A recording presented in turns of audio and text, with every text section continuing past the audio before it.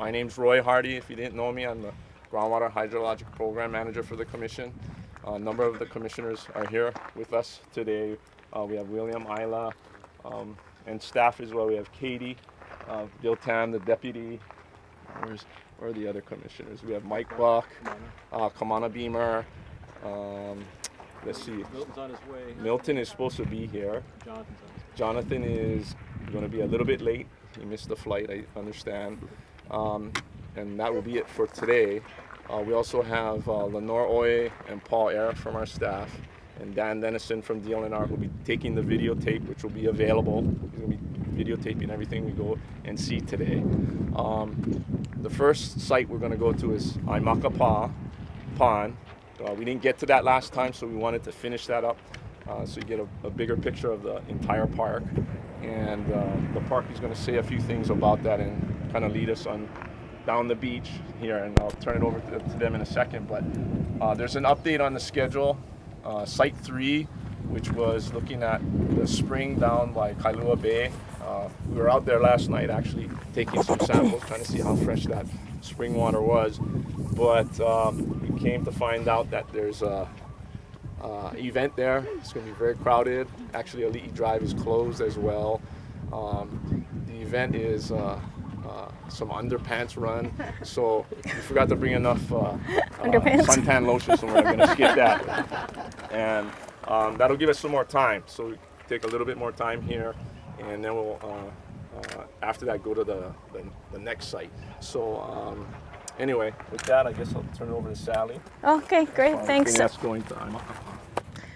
I just want to echo Tammy, thanks so much for coming back. We were really sorry that we didn't make it to Aimakapa. It was a really hot day, and so it's really great to have you all here. With me is Tyler Paikuli Campbell. He's the Chief of Cultural Resources. And so we're just going to walk down the path the same direction. I think most of you were here before that we did before, but since we didn't really gather at that time, so as we walk through, I just would like you to notice, this is behind us is one of our coastal dryland forest restoration areas, and you can see the difference in the color. The yellow back there is the alien fountain grass, sorry, and this area is the restored native coastal dryland. This is a project that we've had long-term, first with TREE and then with Hawaii Forest Institute, and it's still continuing. We have a couple of the endangered species in our several restoration areas throughout the park. And this area was originally cleared in 2005. We maintain it every year, and we consider this area now what we call controlled.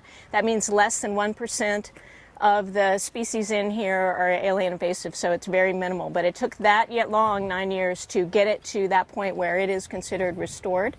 And anyway, so enjoy it as you walk by, and if you have any questions about the plants, let me know. Look straight back. And it looked like that 20 years ago. Or is that what you're asking? Oh, 200 years ago. Well, 200 years ago I can't speak to, but I'll tell you, and this is part of the Aimakapa, and as long as we're all just standing here, I'll start with that. In order to do coastal dryland forest and vegetation restoration in the park, we have done pollen core studies, and that is a way to look at the paleontological record for the park and the surrounding area and identify what plants grew when. So we got a lot of great information about our park's pre-human contact. This whole area was a Pritchardia palm forest. Everybody know that that's the native endemic palm, fan palm. And that was the major tree in this area, pre-human contact.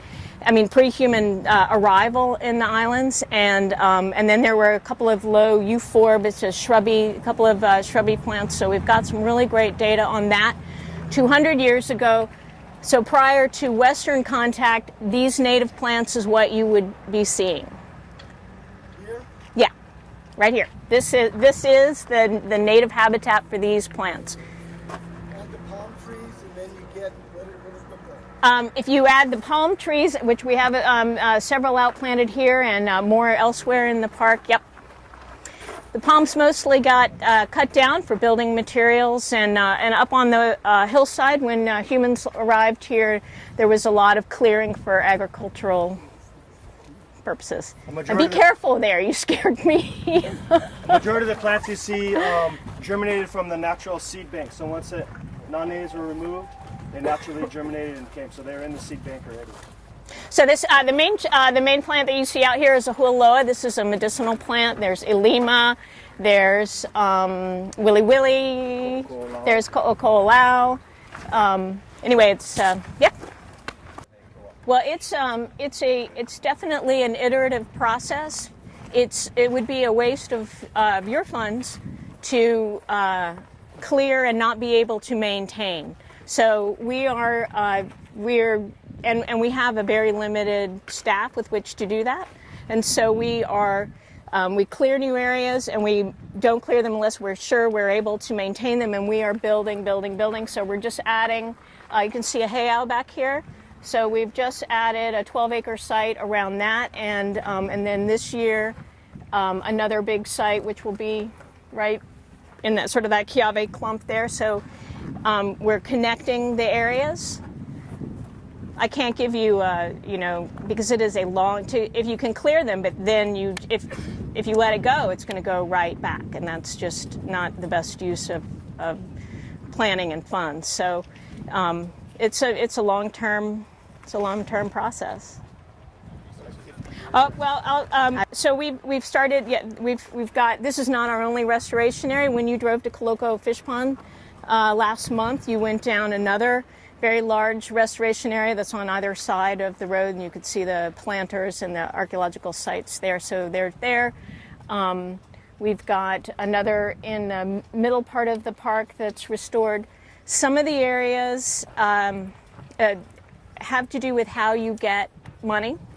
And so, for example, this area was initially cleared with, I forget it's wildland fire money. So we're able to get money to clear first around boundaries to protect. So we're strategically using those kinds of opportunities for funding. So we have to compete for funding. We don't just throw it at us and go, okay, go. So we have to build our case and be creative with how we're sewing those funding sources together. So this particular site, that's what helped this, and then we've managed to get other funding to build on it and to maintain it. And the goal is to have all those sites connect. We have several anchor-line pool restoration areas. The good news, and I meant to say this to you last time, Riley, is that the majority of our pools about half of the pools in the park need no kind of restoration whatsoever. And the ones that are pretty heavily impacted are in our two wetland areas, and those are our focus areas. So we've got restoration projects in progress, and also on the funding request to continue this. A couple of things. I mean, they're lucky in that they are, that 300 and something acres was pretty much bulldozed all at once. They got rid of that without much concern. And they're very, very fortunate in having the funding to be able to bring on huge crews to clear those anchor-line ponds. And I wish I had those crews, and perhaps we could work out some kind of volunteer exchange program where, maybe they'd want to help us out. That would be great. But we are really limited in that. And so we have a good volunteer workforce, but the scale is very, very different. So I know that it's been a park since 1978, so it looks like there's not been a lot of progress, but we weren't really on the ground until the late 88 or 90, so the clock didn't really start ticking for us to take positive resource management actions until that time. But I'll say that we, and around Aimakapa, as soon as that Honokohau parcel was acquired, we immediately put in a proposal and got funded a 2-year large Keahou removal proposal around Aimakapa and part of Keahou. And all the big Keahou around in that wetland were removed. It was all airlifted out with helicopter. It was a very big project. And also in starting in '88, when the Keahou parcel was obtained, the Keahou pond was completely covered in red mangrove. And so that was a huge removal effort starting then. And also mangrove had started to invade Aimakapa, and Aimakapa is clear of mangrove. But that doesn't mean that we are not vigilant. We are out there quarterly, specifically looking for mangrove, and occasionally those propagules do get in, and we're on top of that. So it's clearing and it's maintenance, and it's clearing and it's maintenance. I'm curious what your allocation balance is for all the contested case hearings in this water management area, and I know I've seen you have consultants and people coming from different areas to participate. As regards the physical cost for the maintenance and removal of algal roadrunning, would that be, in essence, a wise allocation of resources? I think that it is. That's an interesting point, and there's a couple of ways to look at that. What's really important is that you get down to the vital, what is required for an ecosystem to sustain and have biological integrity. And so if you're not addressing that, if you're not addressing, it's like an illness. If you're not addressing the cause of the illness, but you're just treating the symptoms, you're treating the fever, you're treating all these things, you're spending a lot of money on symptom treatment, but you're not actually getting rid of that illness. So it's a two-pronged approach. Our highest cost allocation in the park is labor for the clearing and the maintenance and the removal. That's the highest allocation. The allocation for reviewing documents, commenting on EISs, participating in administrative proceedings, that is much lower.